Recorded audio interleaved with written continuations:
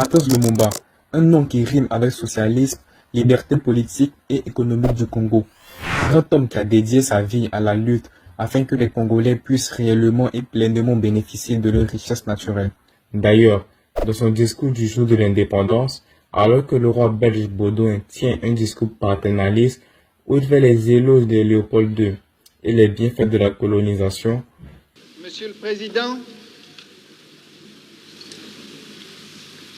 Messieurs,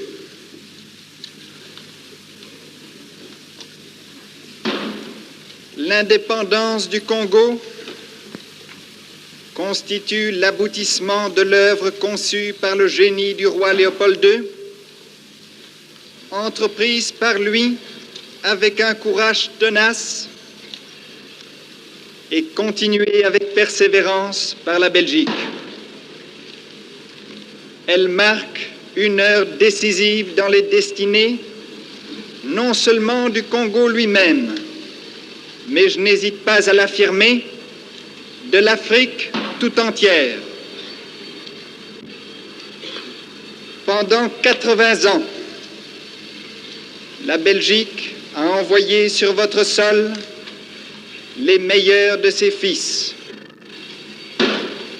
D'abord, pour délivrer le bassin du Congo de l'odieux trafic esclavagiste qui décimait ses populations.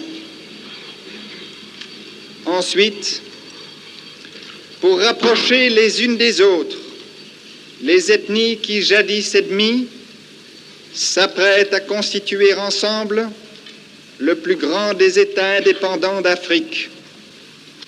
Enfin, pour appeler à une vie plus heureuse les diverses régions du Congo que vous représentez ici, unies en un même Parlement.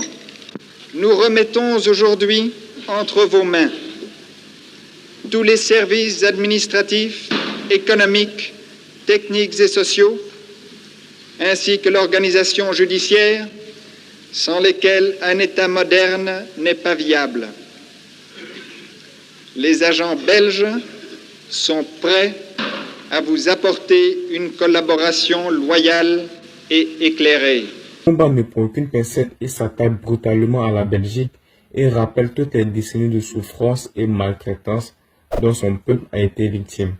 Combattants de l'indépendance, aujourd'hui victorieux, je vous salue au nom du gouvernement congolais. À vous tous, mes amis, qui avez lutté sans relâche à nos côtés, je vous demande de faire de ce 30 juin 1960 une date illustre que vous garderez ineffaçablement gravée dans vos cœurs,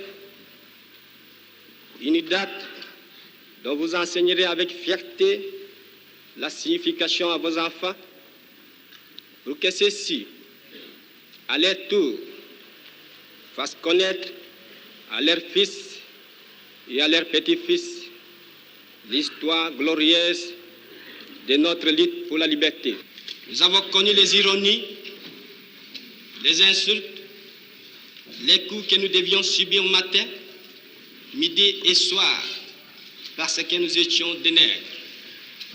Qui oubliera qu'à un noir, on disait tu, non certes comme à un ami, mais parce que les voix honorables étaient réservées aux seuls blancs.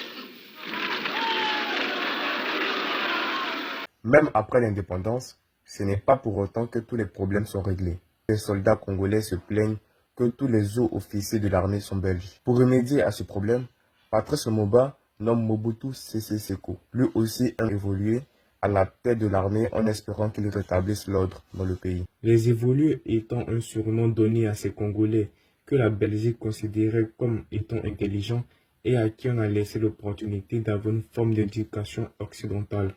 Très tôt, Lumumba se montre très hostile envers les Occidentaux et flirte par moments avec le bloc communiste. En crainte de voir le pays devenir une base arrière pour les communistes en Afrique, les Occidentaux, par l'intermédiaire de Mobutu Sese Seko, capturent Lumumba et l'emmenèrent au Katanga chez son pire ennemi, Moïse Tshombe. Finalement assassiné et son corps sera dissous dans de l'acide. Le Moba laisse derrière lui l'héritage d'un digne patriote congolais, un homme dévoué à l'émancipation du peuple congolais dont les idéaux ont toujours une résonance aujourd'hui.